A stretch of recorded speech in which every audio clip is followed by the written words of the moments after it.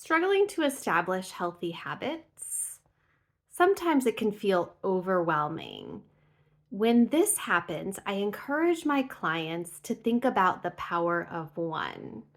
So, to give you a little bit of background information, sometimes my wellness coaching clients will come to me and they've tried repeatedly in the past to change. They feel overwhelmed by the magnitude of change or how long it's going to take for them to really accomplish the goals that they want to accomplish. In these cases, I always encourage people to think about just one thing. So, the challenge I'll have for you today is think about one change that you can make today that will get you closer to that habit or that goal that you want to accomplish. So, the caveat here is that it has to be something that can happen today. It has to be something that you're capable and willing to do today.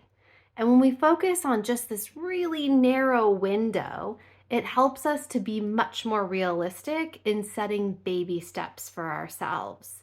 And real, lasting, sustainable change happens from a series of baby steps put back to back to back. So, for example, a client might want to improve their nutrition, and so they can commit to eating one apple at lunch today.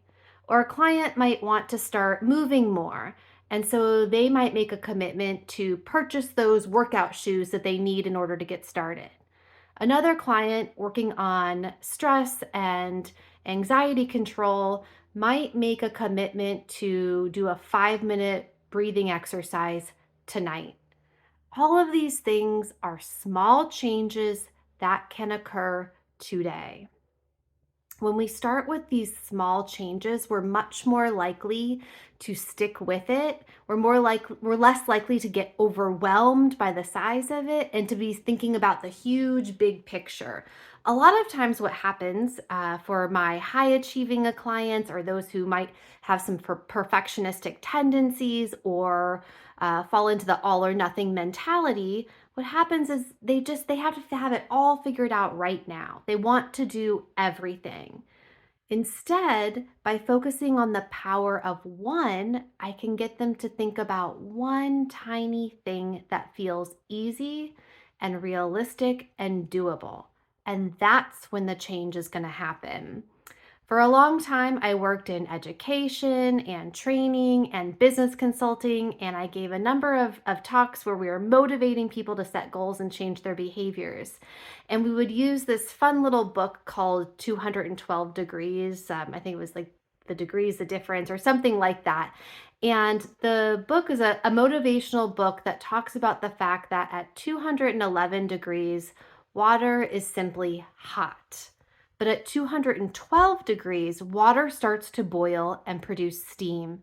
And that steam is powerful enough to make a locomotive train move.